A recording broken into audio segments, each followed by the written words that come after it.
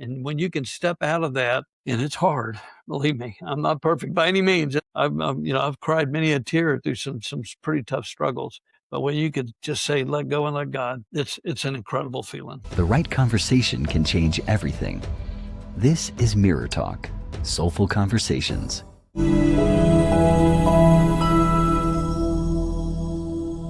Today on Mirror Talk, Soulful Conversations, we welcome a former CEO and president of Blue Bell Creameries and best-selling author of One Scoop at a Time. After 45 years of faithful service, he now describes his chapter not as retirement, but as being refired. His story is one of leadership, purpose, faith, resilience, and learning to trust God through both mountaintops moments and valleys. Ricky, welcome to Mirror Talk. It's a blessing to have you here. How are you doing? Well, I'm doing great, Toby, and thank you so much for this opportunity. Your show is fascinating and very, very thought-provoking, and so it's an honor to be on today. Thank you so much for joining me for Soulful Conversations, and thank you, because this conversation, I believe, will be, adding up to the catalog of thoughtful and thought-provoking conversations that we have on the podcast. So I feel blessed to be here right now. Thank you so much. Yes. That sounds good. So talking about thought-provoking conversations, before we jump into it, I'd like us to get to know you through some thought-provoking questions through our wildcard, questions that we have here. So it's a game of wild cards, 3 stacks of cards. Level 1 is the icebreakers level.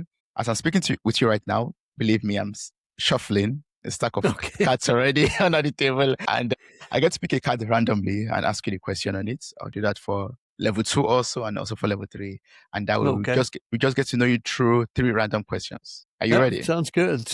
Yes. Do I get a call a friend or? No, I'm kidding. Unfortunately not. You're on your own right now. I'm on my own. Okay. You're on your own. I'm so sorry, All right. Ricky. Let's do this. That sounds good. Okay.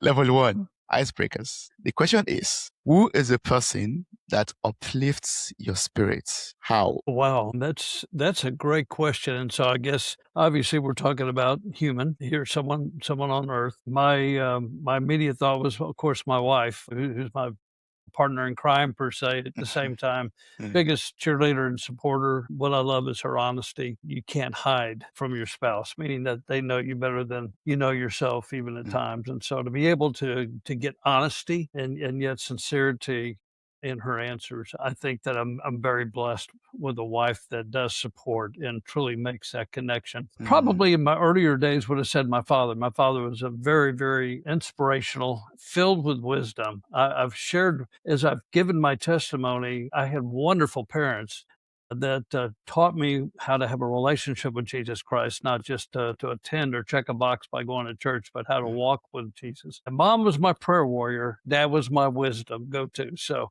I gave you 3 answers to the question, but today both my mother and father have passed away. But again, I'm very blessed to have a spouse that truly not just loves me, but loves the Lord, and is a good rock to cling to. That's awesome. That's really beautiful. And I mean, it's a blessing to have people that around you that support you in every area, and also being a man of faith and a Christian, have people around you that helps you to even strengthen your faith in God also. That's something that's wonderful. Absolutely. Well, she keeps you honest, or a true friend will do the same. They're not going to just agree with you to agree with you. It's as we journey together, iron sharpens iron. I've got some great friends, men that are mentors that I meet with. So I'm very blessed. There's no question. But you said one, and so I had to go to the top. Yes, I like that. I had to go to the top. Going the extra mile. That's good. That's right. That's right. Are you ready for level 2? This is confessions. Okay. Yes. I think it has been easy so far. So I guess I hope this won't be easy too. Okay.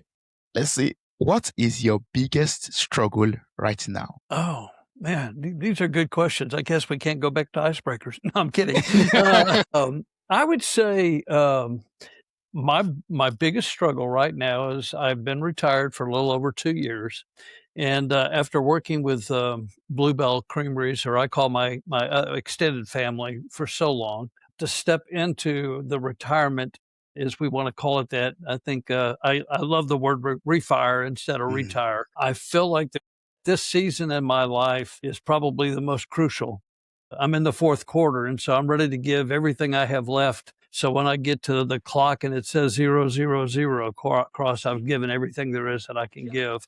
But what I've found in this early stage of refirement is learning a rhythm, because every day is so different. Now, if you'd have said, "What do you do at Blue Bell every day?" I would have probably given you the same answer, but there was a lot more structure to it. You knew it, your vision and your goals, and then you start at this time and you work through the day.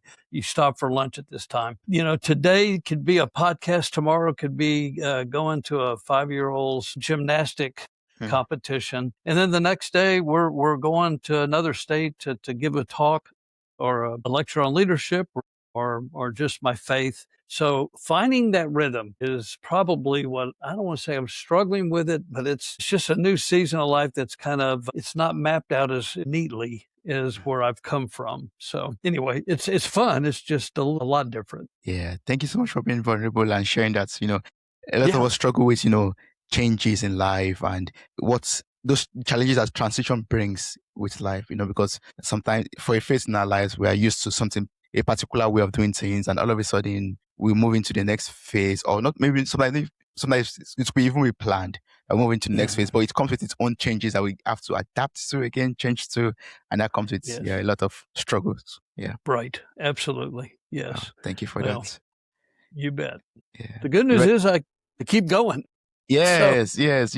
It's not a complaint. Normally confessions are, I'm really, I want to confess I've done something, not necessarily right or wrong. In this case, it's just finding that rhythm, finding that, God, what do you have for me today? And it's maybe not as tangible looking as what it used to look like. Having an impact on individuals that I'm around are probably harder to, if I wanted to say I want to measure that in terms of measurement. And God doesn't say that. He just says, serve me in the areas that I've asked for you to serve. And so if it's with that 5-year-old or 12-year-old, or that 14-year-old, I've got 8 grandchildren, so I can pick an age almost and hit that box. Yes. But you're making an impact, and rest in that. That's beautiful. Wow. Are you ready for the last wildcard question? Yes, I think so. Level 3, getting deep. Okay, getting deep. Let's do this. Deep. Yes. And the question is, who is a stranger you will always remember? A stranger you will always remember. Oh, man, that is getting deep.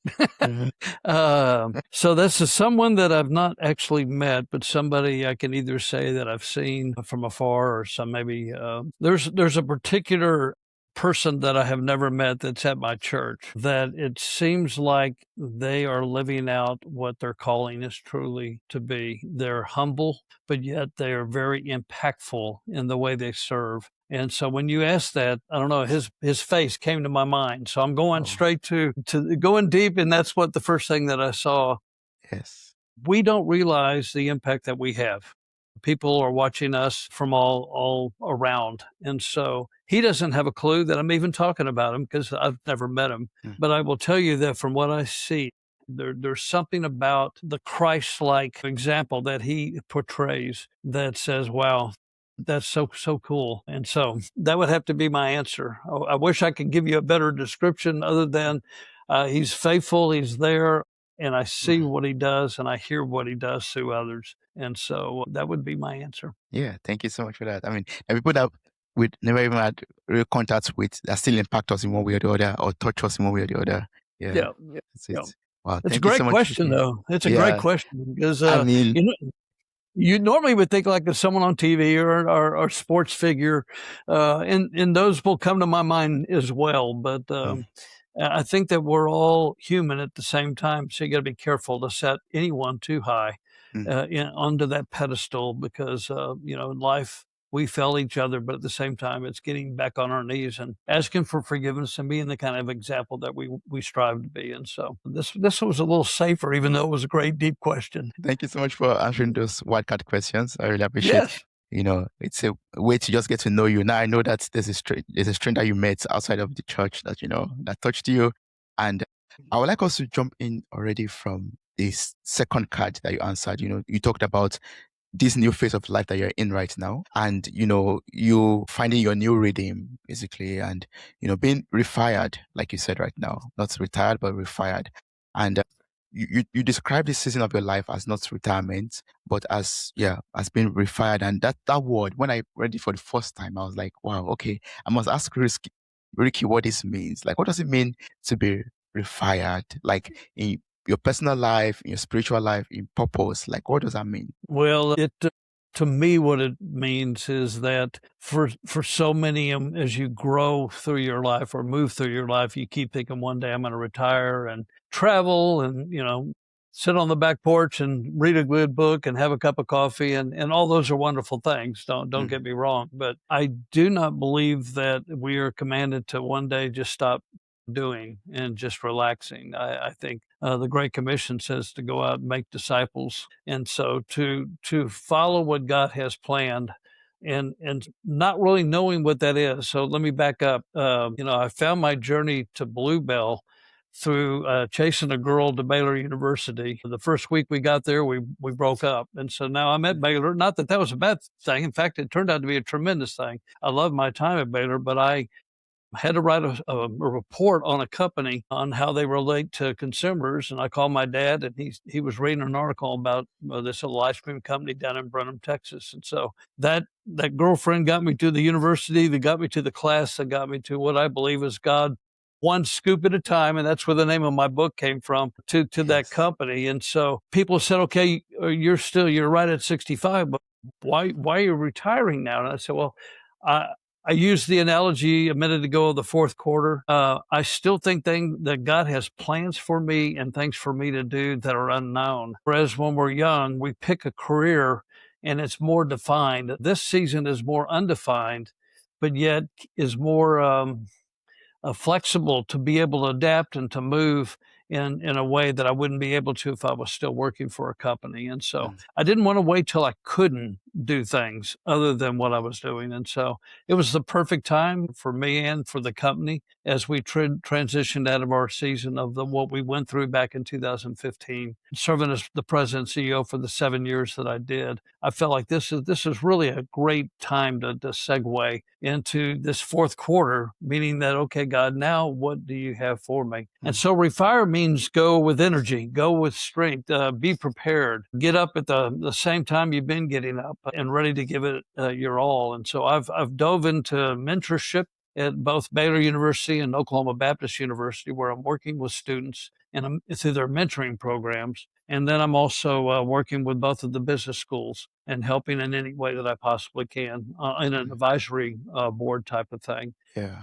But going all over promoting, not just promoting the book, because the book is kind of the side. And when I say that, it's a fun book that talks about my life and what God's done, but how you find peace in the middle of a storm was really what the heart and soul of the book was about, and how that's opened doors, because we're all going to go through struggles. We're all going to, at some point in time, have something that we're really faced with. And so how do you get to a point where you have peace, that in the middle of that storm, you're able to know that God's got this? And so I gave a long and kind of a roundabout answer to how to refire. But I've got gas in the tank still, and I want to go until, we just don't have it anymore. And I want to do it with enthusiasm. I want to do it with passion.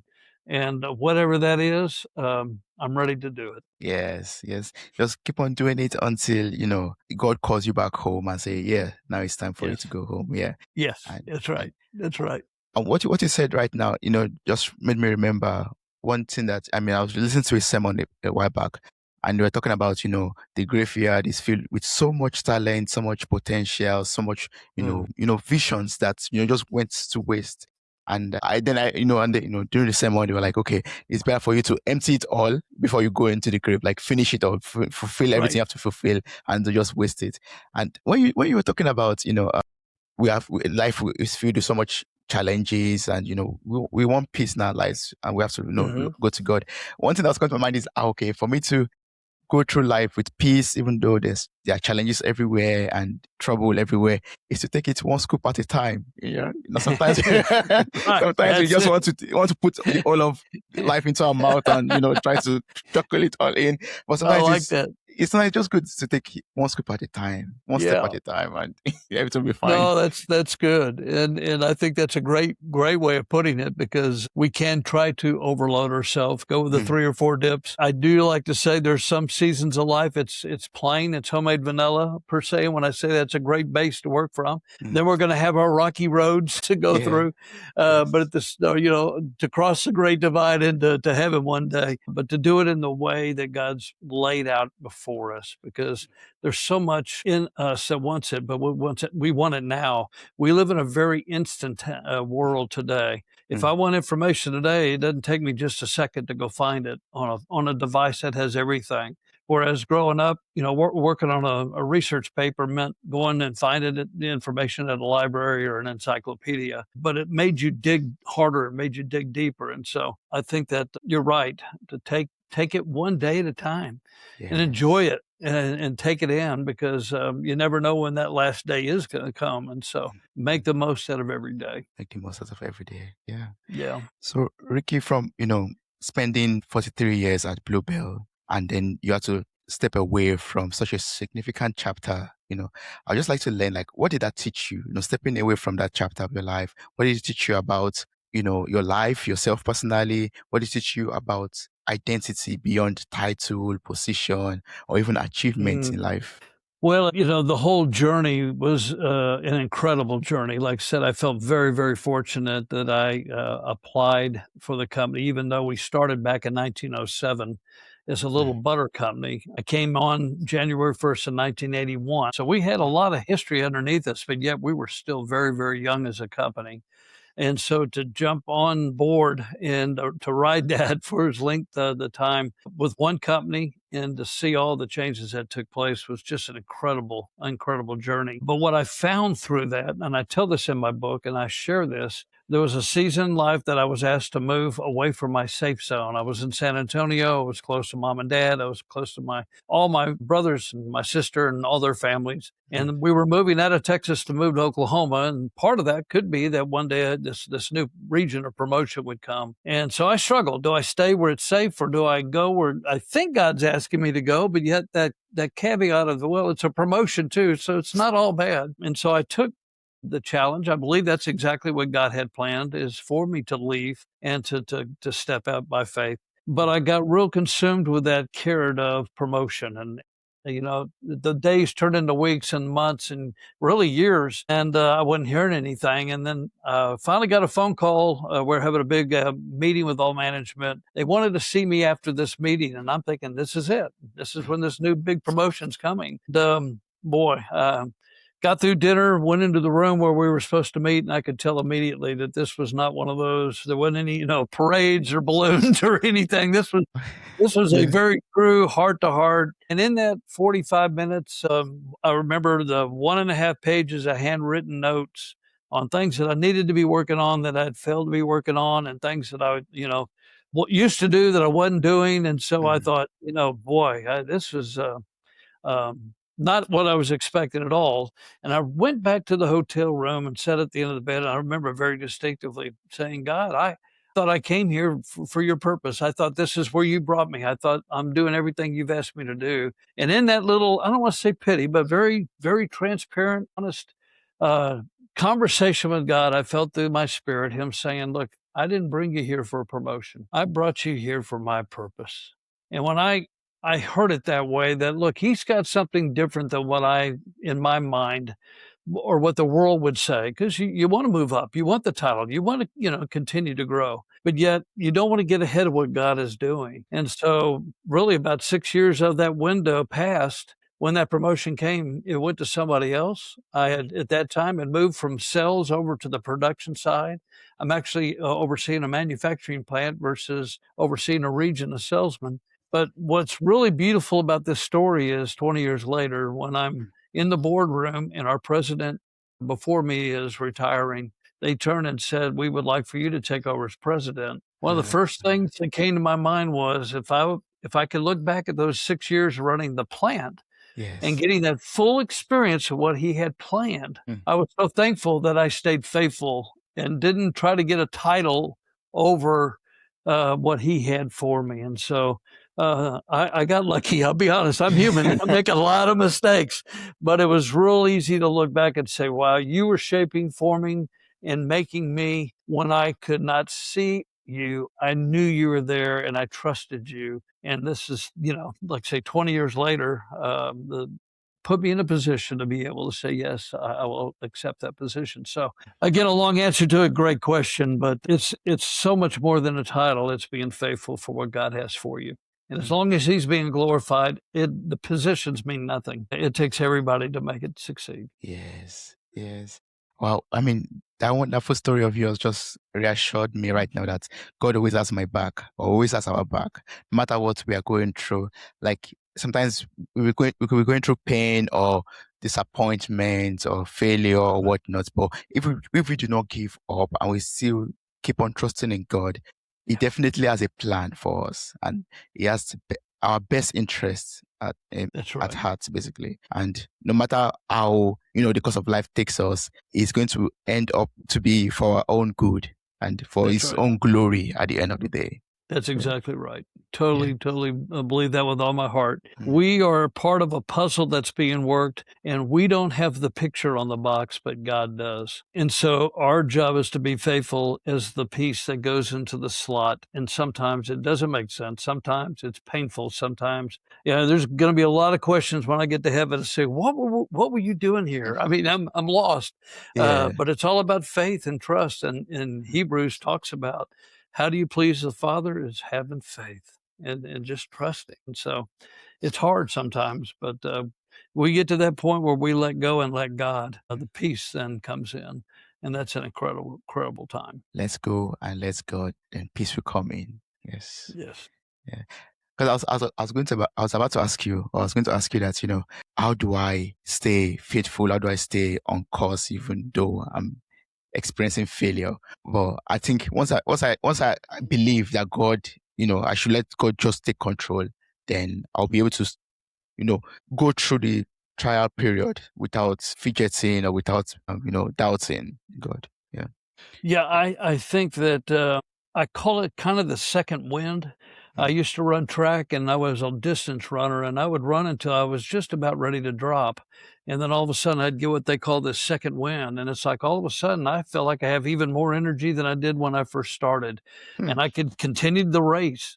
And I think that trials that come into our life, we run as hard as we can to the point of exhaustion. But when we finally let go and let God, again, I go back to that. It's that same experience that the disciples, when they're on the boat and the waves are crashing over and Jesus is down below asleep, and they wake him up and say, don't you care we're going to die? Because that's how we feel when we're in trials. And he immediately just stops. I mean, he doesn't just slow the wind down. Everything goes calm. And he goes, "You a little faith." And I don't think that was criticism. He was like saying, "Look, you're with the creation of the creator of the world. You're with the Son of God, and just trust." And I really believe that when we get to that point, that's that second wind or no wind, if you want to keep the analogy with the scripture, that, man, if he can sleep in the storm, then I'm going to curl up next to him. And I'm going to rest knowing that he's still in control. Yeah. And when that finally you get to that point and it's hard to explain to people, but look, this is horrible. I mean, and there's horrible pain that's in the world. But at the same time, that's the world in which we live, and it's the choices that we made all the way back to the very beginning. That's that we're, I don't want to say inherited by, but that second wind, there's not a better feeling knowing you're right where God has you for a purpose. And when you can step out of that, and it's hard, believe me, I'm not perfect by any means. I've cried many a tear through some pretty tough struggles. But when you could just say, let go and let God, it's an incredible feeling. Yes, let's go and let God. What you said was very calming, or sounds very calming to me. Like even when we are experiencing the storm of life, and when in the same boat with Jesus Christ, just snuggle up to him and I mean, he's sleeping on the boat. Why can't I just, take a blanket and just, say, okay, let us all sleep on this boat together. That's right. Well, I've always been amazed with that story because number one, who can sleep on a boat, but asleep in the boat in the middle of a storm, and they have to wake him up. It doesn't say they go down and he's sitting there. They have to actually come on, wake up. Yeah. And so I'm thinking, he's he's creator of the universe. He's right there with his father. And so he knew when they got on the ship where they were going across. The trials make us, as painful as that sounds. And I get asked a lot, if there was one thing in my life that I could erase, just take completely off, what would that be? And I honestly, I've got a list of things that could pop up, but I think it's the trials that have helped define who I am. And I don't think I'd give anything. I don't think I'd give any of those trials up, knowing that during those times, it's helped me develop the faith that I have. And also the trust that he's there. I do share the mountaintop. When you're climbing a mountain, the best view's at the top, but it's usually the smallest or the shortest length of time, because you're going up and then you're at the top and now you're probably coming back down. And then, of course, the valleys are the deepest. But enjoy the journey. Enjoy the journey. And that's why I say stop and look and take in the view, but get back to climbing. And so it's not always easy. But when you get to the point where you apply it, it can make a huge, huge difference in your life. But it starts with accepting Christ, obviously, as your Savior. Yeah. Talk about the book a little bit and talk about one painful chapter that's deeply refined your faith. Well, there's definitely been different moments in my life, both personally and professionally, that gravitated to that very thing. Working for Blue Bell was an incredible story, incredible journey, and they're still going strong, which is a definite praise. From a professional standpoint, though, when we did find out in 2015 that Listeria had made it into the product, and how devastating that was, heartbreaking. We like to say we make memories. We don't necessarily make ice cream, because usually when you eat whatever flavor it is, it takes you somewhere. It could be at a picnic, or it could be your grandmother's house. And it doesn't necessarily have to be Blue Bell, although that obviously I was with Blue Bell. But I remember with my family when I was little, Mom and Dad would make the homemade ice cream, and you would take turns cranking the crank, and just how it pulled the family together. And so there's memories associated. And the beautiful thing about ice cream is that you can celebrate it during a good time, or it's also there for you in a not so good time. It can lift your spirits when things aren't very good. So when we got the news about the Listeria, it was devastating. And then the process of, over 100-year-old company now having to face this, and how do we navigate through these rough waters, and can we make it? Can we get to the other side? And truly in our hearts, we believe that, well, if it's of God, then he will guide us through it. Stay on our knees, but at the same time, go humble and do the right things. Own it, go humble, and get it right. And so for the next couple of years, we literally, we tore the floors up, the walls came down, the ceilings, we rebuilt the inside of the factories, brought in experts to help us. And I think we were all learning, because this was very unusual for something like Listeria to be an ice cream. It's a very low risk when it comes to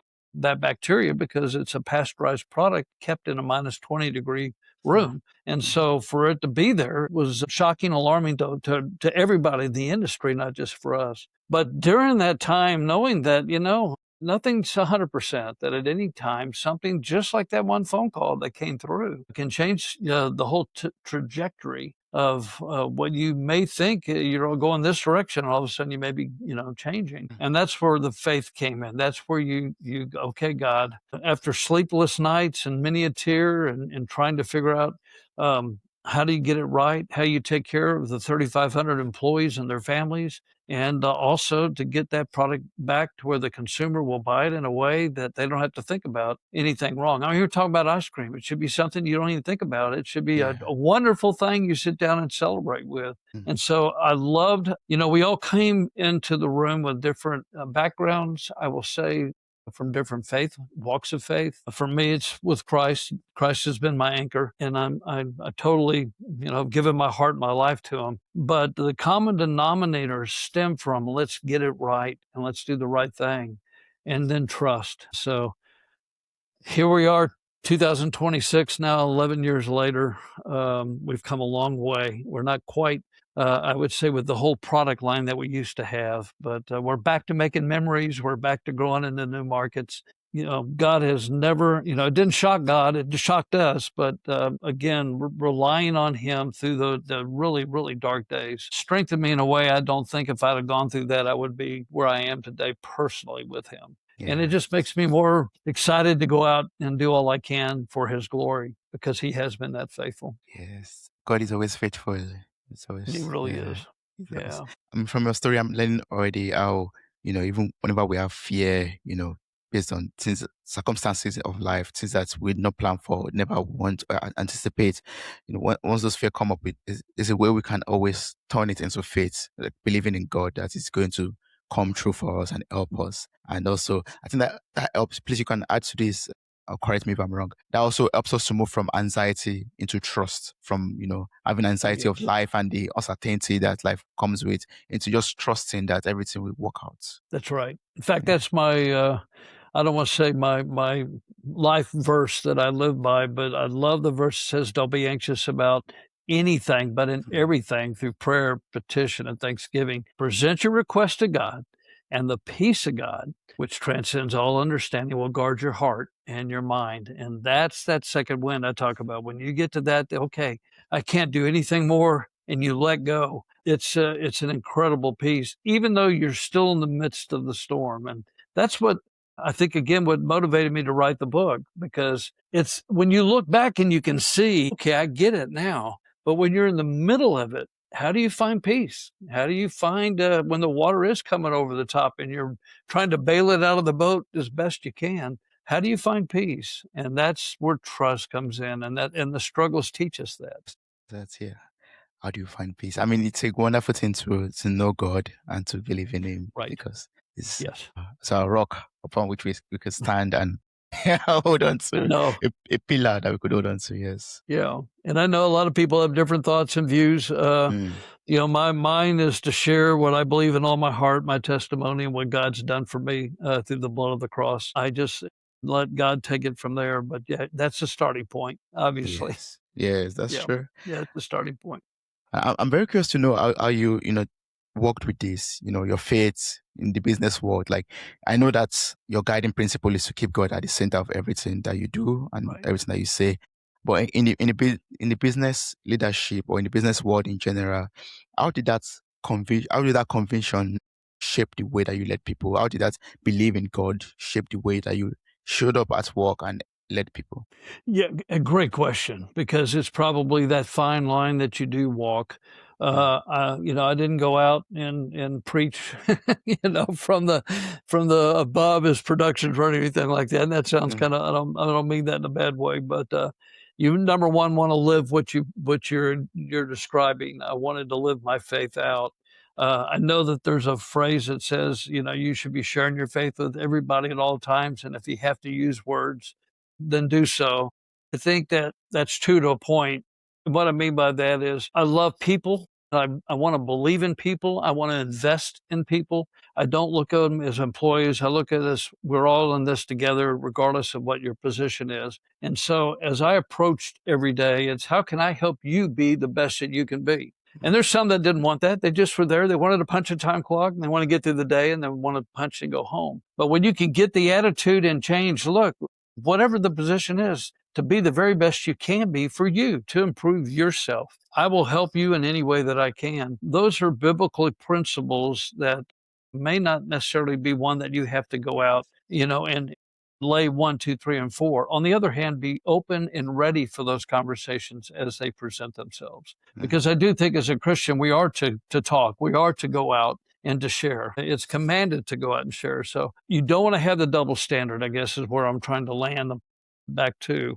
Is I don't want someone to look at me and one day go, wow, I didn't even know he liked God. Mm. Look, all the actions that I've shown as your leader or as in the positions that I was in, it shouldn't be a surprise. I would hope it'd be that, again, go humble, but go confident in who you belong to. And that's helped me as a manager or someone that's navigating the task that's at hand. But it's a fine line. I think that I've met some great Christian leaders that are very successful, that have gone through a lot in what they do, but they're living their faith. It's not just lip service. It's actually something that they're living day by day. They'll tell you that their failures as well, but they get back up and they get back to God in the best way they know how. It's a great question, though. Yeah, thank you so much for that. I mean, it's not just about saying, "Hey, I'm a Christian," and showing up as a Christian and doing doing the things of a Christian, but showing it in the work that we do, in how we Right. deal in our actions, basically. Actions. Absolutely. Yeah, That's in our exactly actions. right. Yeah, yeah. Wow. And I'm working towards wanting to be a better leader also myself. And for someone like you that's already seen that and done that already, I would like to, dive a little bit deeper into this to, get some word of wisdom from you or knowledge from you. So I'd like to learn about integrity and integrity in the position of being a leader and also in relationships that you have with people, and integrity when it comes to long-term success also, and integrity especially in this kind of world right now where everyone is trying dirty things to get ahead. So from your experience, why is integrity such a powerful foundation for leadership, relationships around, and for long-term success?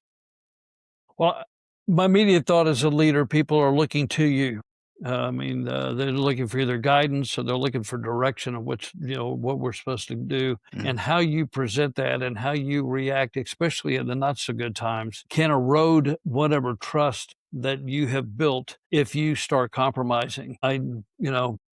We work with the Baylor supply chain ethics. We talk about ethics in business, and that's such a fine line again on what some may say is ethical, others may say it's not ethical. I share a story of the price of pecans. Blue Bell was trying to decide, the price went so high that do we keep making it or not?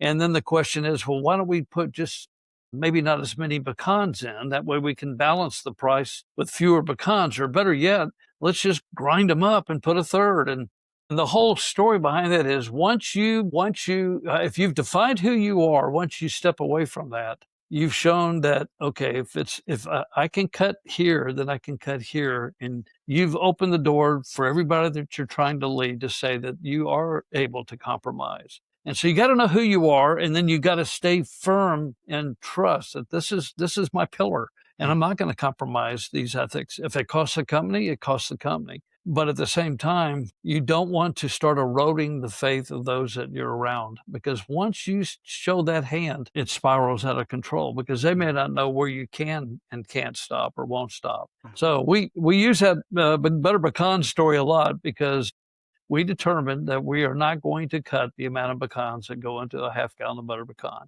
That you're used to eating butter pecan with all these big what they call a topper pecan half. We're not going to cut them in half. We're not going to grind them up. We're going to keep making it. If we may not make as much just because it costs so much.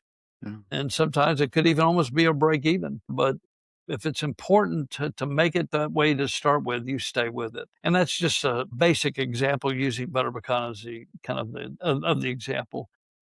But who you are, probably even more importantly on your own, when you're by yourself, really starts your definition of ethics. And if you can develop a moral code to stay true to it, even when you're on your own, then that radiates to those that are around you as a leader, because they can trust you're not going to take them down a path that's going to, get them into trouble.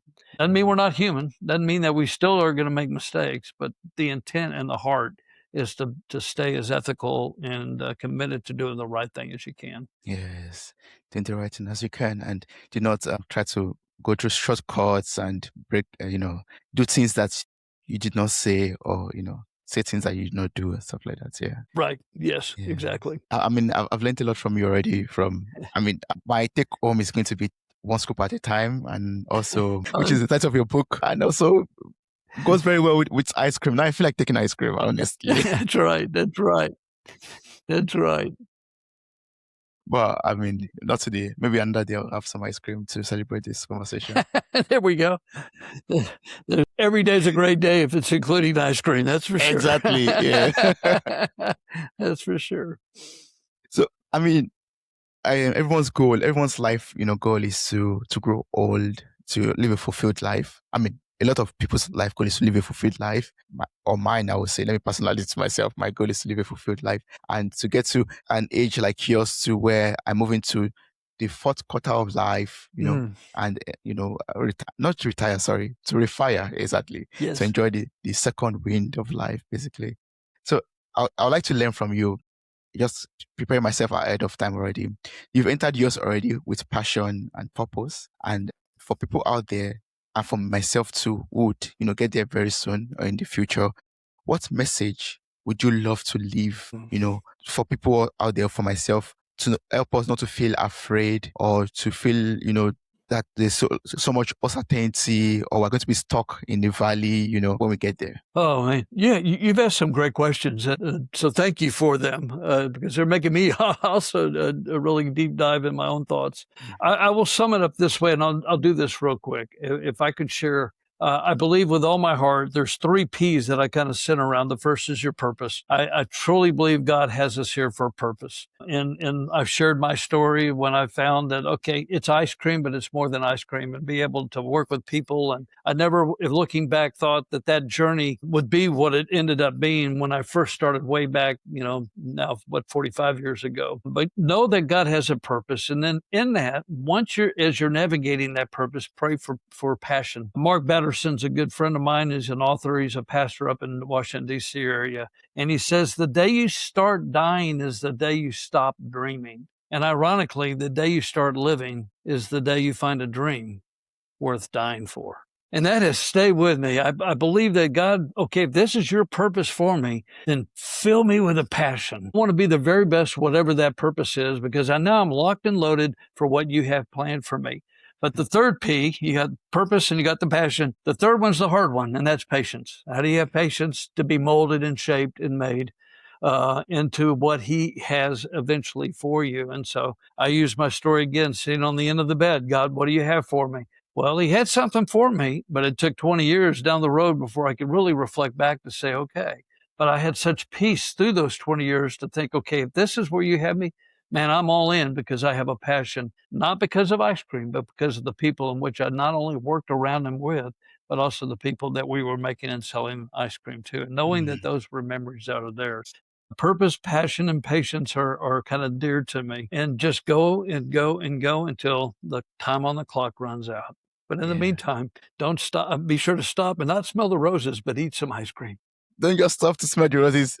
Stop to have some ice cream. Yeah. There you go. That's right. That's right. Yeah. So that's purpose, patience, and passion. And passion. Yes, and passion. Purpose, passion, and patience. Yes. That's right. Yeah. And do not just stop to smell the roses. Also stop to have some ice cream. Wow. That's it. I've learned so much from you. Thank you so much, Ricky. For people out there who still have more questions to ask you, want to connect with you, get the book, and just have some maybe one-on-one conversation or get engaged with your services, what's the best way to connect and work with you?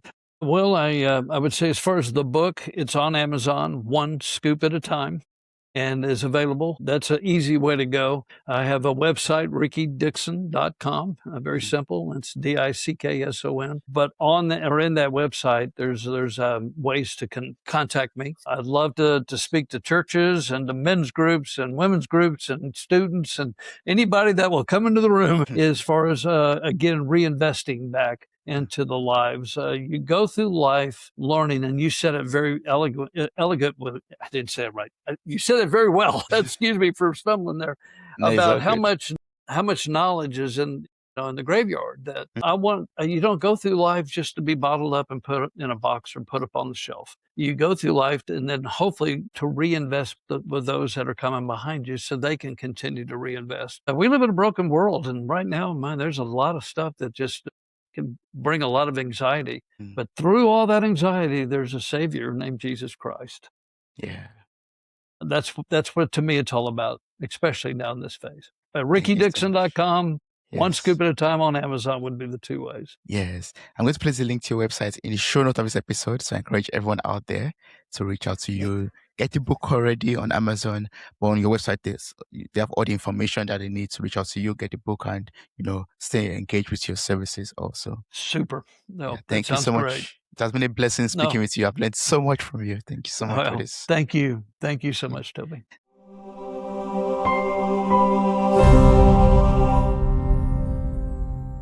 If this conversation resonated with you, consider following or subscribing to Mirror Talk on your favorite podcast platform.